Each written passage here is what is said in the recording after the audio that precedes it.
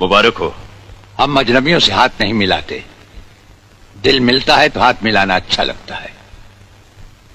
और मुझे खड़े रहकर बात करना अच्छा नहीं लगता।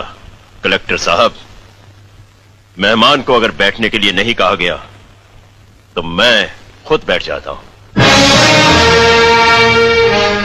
यहां हम उन लोगों को बिठाते हैं जो बुलाए जाते हैं, जो सिर्फ सलाम करने आते हैं उन्हें वहां बिठाया जाता है।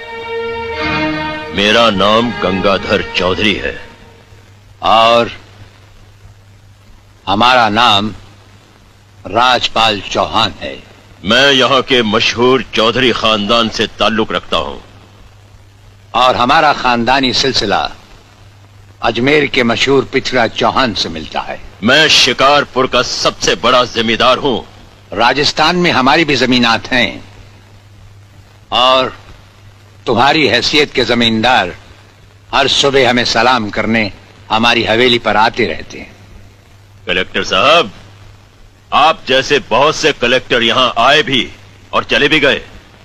मेरा मतलब है कि समझ गए हम तुम्हारा मतलब।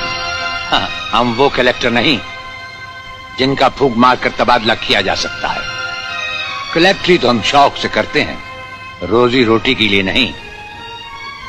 दिल्ली तक बात मशहूर है कि राजपाल चौहान के हाथ में तंबाकू का पाइप और जेब में इस्तीफा रहता है।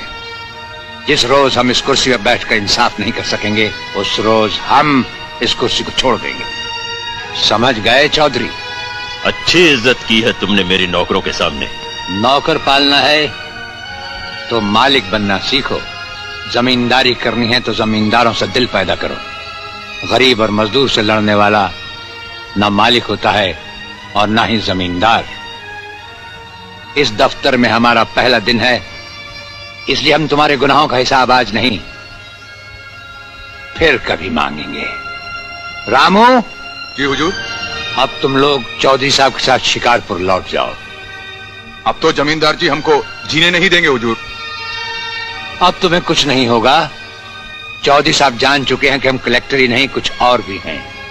वैसे इस दफ्तर के ही नहीं, हमारे घर के दरवाजे भी तुम्हारे लिए हमेशा खुले रहेंगे। चौधरी साहब इन्हें अपने साथ शिकारपुर ले जाइए। मुझे तुम्हारी नसीहत याद रहेगी कलेक्टर साहब। चौधरी, नसीहत ही नहीं, ये मुलाकात भी याद रखना। जरूर।